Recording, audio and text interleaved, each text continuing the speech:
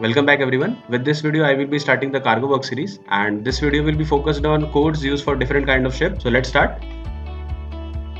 So these codes are common for all ships, starting with the ISPS code, that is the International Ship and Port Facility Security Code, the ISM code, that is the International Safety Management Code, the LSA code, that is the Life Saving Appliances Code, the FSS code, that is the International Code for the Fire Safety System, the Intact Stability Code, the Safe Working Practices for Merchant Seafarers, the NOxys Technical Code, the Ballast Water Management Code, Alerts and Indicator Code, the IAMSR Manual, that is the International Aeronautical and Maritime Search and Rescue Manual, the GMDSS Manual, the IMO Standard Marine Communication Phases, that is the SMCP, the International Code of Signal, the IMO Member State Audit Scheme, Noise Level Code, RO Code, that is the Recognized Organization Code, and the STCW Code, that is the Standard of Training and Certification of Watchkeeping.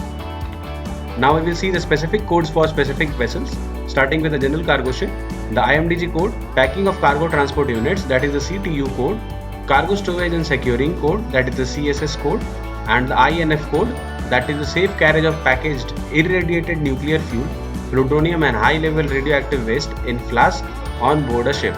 This code is not necessary for every ship. If the general cargo vessel is carrying such cargo, then this code is mandatory.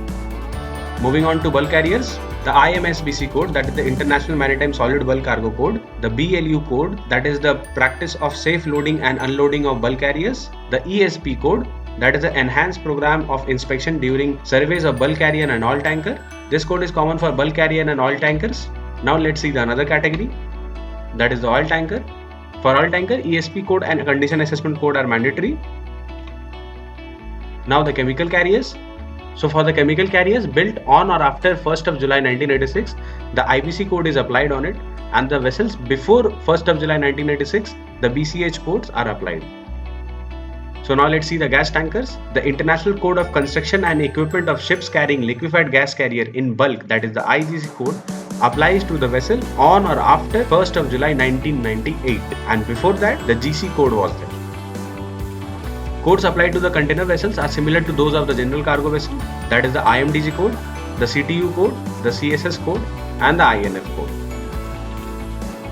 So now we are left with two special category of ship, that is the timber carrier and the grain carrier. For timber carrier, these two codes are important: the timber deck cargoes code and the cargo stowing and securing code, that is the CSS code.